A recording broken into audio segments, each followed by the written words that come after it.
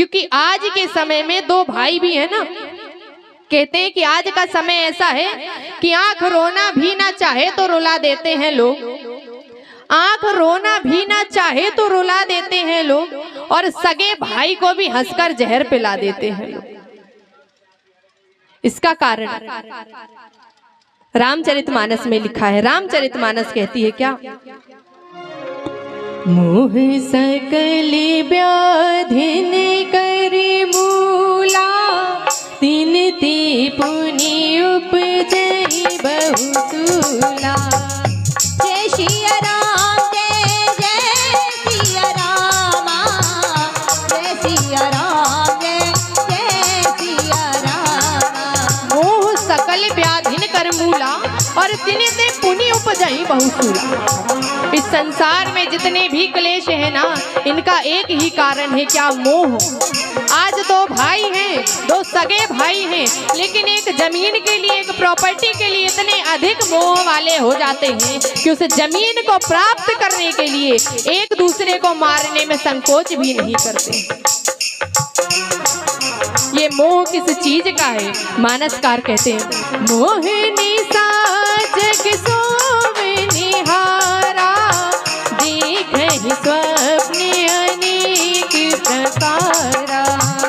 जय सिया राम जय सिया रामा, जय सिया राम जय सिया रामा। मोह निशा जग सोव निहारा, देखहि स्वप्न अनेक प्रकार। ये संसार एक स्वप्न की भांति है। जैसे हम घर में सोते हैं ना रात में, तो सपना देखते हैं कि हम यहाँ पहुँच गए, हमें ये चीज मिल गई, हमें वो चीज मिल गई।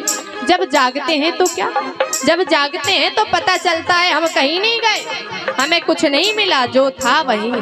उसी प्रकार इस संसार में हम सोए हुए हैं, ये जमीन मुझे मिल गई, ये बीवी मुझे मिल गई, ये बच्चा मुझे मिल गया। और जब यहाँ से जागेंगे ना, जागेंगे अर्थात जब हम श्री ठाकुर जी के पास पहुंचेंगे, वहां जाकर हम अपने मन में विचार करेंगे, ओहो, संसार में जाकर मैं कितना सोया हुआ था, कितने बड़े भ्रम में था कि ये मेरा है, ये मेरा है, ये मेरा है। मुझे तो आज पता चला मेरा तो कुछ भी नहीं। ये ज्ञान कब होगा? ये ज्ञान होगा सत्संग से। और कहते हैं, बिनु सत्संग विवेक न होई, राम कृपा बिनु सुलभ न सोई। जय सिया राम जय सिया रामा, जय सिया राम जय सिया रामा। क्या कहा? बिनु सत्संग विवेक ना हो, बिना सत्संग के विवेक नहीं आएगा। और विवेक भी महाराज बड़ी टेढ़ी खीर है। जब सत्संग करोगे, जीवन में विवेक आएगा, तब क्या होगा? हो विवेक मोह भ्रम भागा, तब रघुनाथ चरण अनुरागा। जय सिया राम जय सिया रामा, जय सिया राम जय सिया रामा। हो ही विवेक मोह भ्रम भागा। जब आप सत्संग में जाएंगे, कथाओं में जाएंगे, तब जीवन में विवेक आएगा। विवेक आने के बाद जो मोह रूपी भ्रम है, ये दूर हो जाएगा।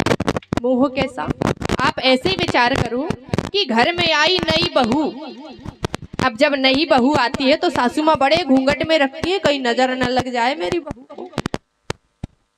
अब गई है आज मंदिर पूजन करने, अब पूजन करने गई तो हाथ में पूजा की थाली और चेहरे के सामने बड़ा सा घूंघट। ठाकुर जी के सामने जाकर खड़ी है, हाथ में थाली है, मुख में घूंघट है, सामने प्रभु है, दिख नहीं रहे। क्यों? क्योंकि घूंघट है ना। क्या करें अब, इस घूंघट को कैसे निकाले? ये सारा दृश्य वहां बैठे बैठे उसका पति देख रहा है। पति ने देखा, महाराज दौड़ कर गया और पत्नी का जो घूंघट था वो उठा दिया, और जैसे ही वो घूंघट उठा, सामने उसे प्रभु के दर्शन हो गए। हम सबके चेहरे के सामने घूंघट है। अब आप बोलोगे, देवी जी काय का घूंघट, हम तो ऐसे ही बैठे हैं, हमारे सामने तो कोई घूंघट नहीं। घूंघट है, घूंघट है प्रेम का, राग का, अनुशक्ति का, अहंकार का, अभिमान का, लोभ का। और जिस दिन ये घूंघट हट जाता है उस दिन प्रभु का दर्शन हमें मिल जाता है, भगवान हमें मिल जाते हैं। इसलिए सदैव भगवान का नाम भजते रहना चाहिए। राम कथा कहती है क्या, राम कथा जी सुनते अघाई, रस विशेष जाना तिन नाही। जय सिया राम जय जय सिया रामा, जय सिया राम जय जय सिया रामा। राम कथा कहती है, रामचरित जे सुनत अघाही, तो रस विशेष जाना तिन नाही। आज यहाँ से कथा सुनी ना, कल किसी और गांव में होगी तो ये मत कहना अरे कल ही तो यहाँ हो रही थी, वहां क्या जाना सुनना, कभी मत कहना। क्योंकि जिस दिन आपने ये विचार किया कि अरे कल ही तो सुने थे, पिछले ही साल तो सुने थे, वही कथा, वही राम जी, वही कृष्ण जी, जिस समय आपके मन में ये विचार आया ना, रामचरित जे सुनत अघाही, तो रस विशेष जाना तिन नाही। समझ लेना आपने कथा के रस को समझा नहीं और जो कुछ सुना वो व्यर्थ हो गया।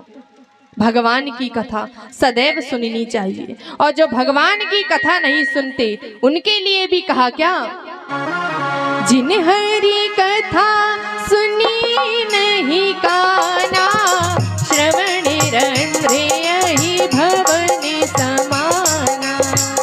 जय सिया राम जय जय सिया रामा, जय सिया राम जय जय सिया रामा।